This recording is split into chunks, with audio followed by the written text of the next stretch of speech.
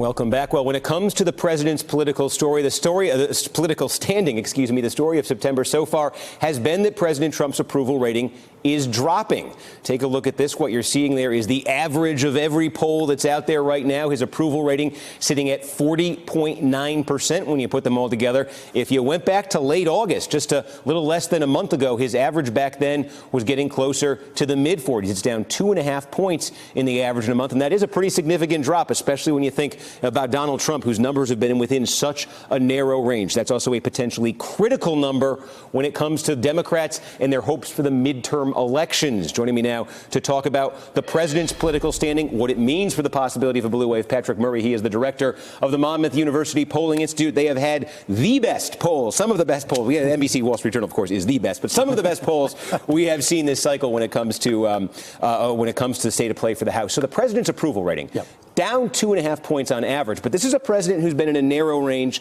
right. So that's significant. What do you think has been driving that the last few weeks? Because it has been absolutely stable since May until about 3 weeks ago.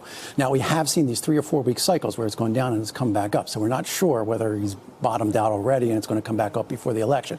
But it happens when there's a lot of tweeting activity going on, when, he obviously is upset with the Russia investigation, with the breaking news, and I think that's probably going to contribute to him tweeting a lot more about the things that that are going to be released in these FISA documents. And the public doesn't like that, and that's when his numbers go down because it's just too much chaos. So the more outward chaos, that's an interesting, yes. Because it does seem to me that the people say the McCain funeral, and I think that was part of it, right. But it was that Manafort, original Manafort conviction at the end of August, which happened on the same day as the Michael Cohen plea deal, which rolled right into McCain, which rolls into this second now development with Paul Manafort, which rolls into FISA, which rolls in. It just seems like there is this unrelenting, right. Escalated level of chaos since late August. The public likes him shaking up Washington. It's just when that chaos gets out of control, where he doesn't seem like he can control his reaction to the news of the day. And that's what it was had going on in late December last year when his numbers really dropped. And then it bounced back up. We got a tax reform plan. We got some things that were actually happening. So those numbers stabilized. Now they're going down again for the very same reason. And I'm wondering if what the breaking news that we just heard kind of contributes to that going down further. That's not the way, that's not where Trump needs to be, because the midterm races that we're seeing right now are hinging almost wholly on Donald Trump right now and what voters' opinions. Well, and that's interesting, because when you talk to Republicans and they're trying to hang on to the House, yeah. They got 23 seats, they can't give up right. 23 or more, they lose it.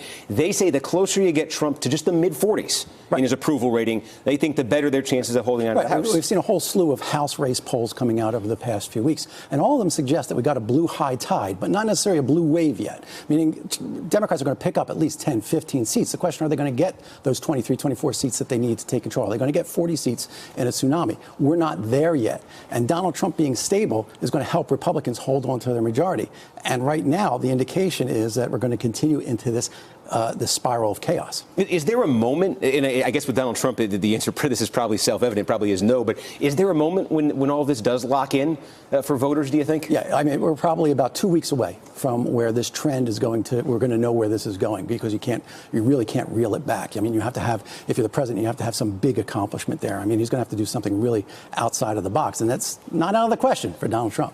And I guess the point of comparison for so many people is just in 2016, that Access Hollywood tape comes out weeks before the election. His own party is telling him to get out of the race, and it wasn't with any impressive majority, but he did narrowly eke out a victory. He did recover enough to win at the very end of that. Right, but we're dealing with, at least 40 or 50 different Senate and House seats that are competitive. And after President Trump, you have the quality of those individual candidates, what's going on in those states and those districts that are going to come to play too. So we can't have that one single thing like the Access Hollywood tape and then the bounce back with the Comey letter that happened in mid-October. There's going to be a variety of things, but Donald Trump really is the linchpin between whether Republicans hold on or Democrats have a huge wave. Okay, Patrick Murray from Monmouth, the Monmouth poll. You've been doing great stuff on House races, key House races. If you want to know who's going to win the battle for the House this fall, watch the Monmouth poll. Patrick, thank you for joining us. Hello, YouTubers. If you're watching this, it means you've checked out our channel, so thank you. Now do me a favor, subscribe by clicking on that button down there. Click on any of the videos to watch the latest interviews and highlights from MTP Daily and MSNBC. You can get more Beat the Press content every morning in the First Read newsletter. If you're tired of content that you don't know anything about where it came from, you don't have to have that problem with us. NBC News, MSNBC, MTP and the Meet the Press mindset right here for you on YouTube. Subscribe now.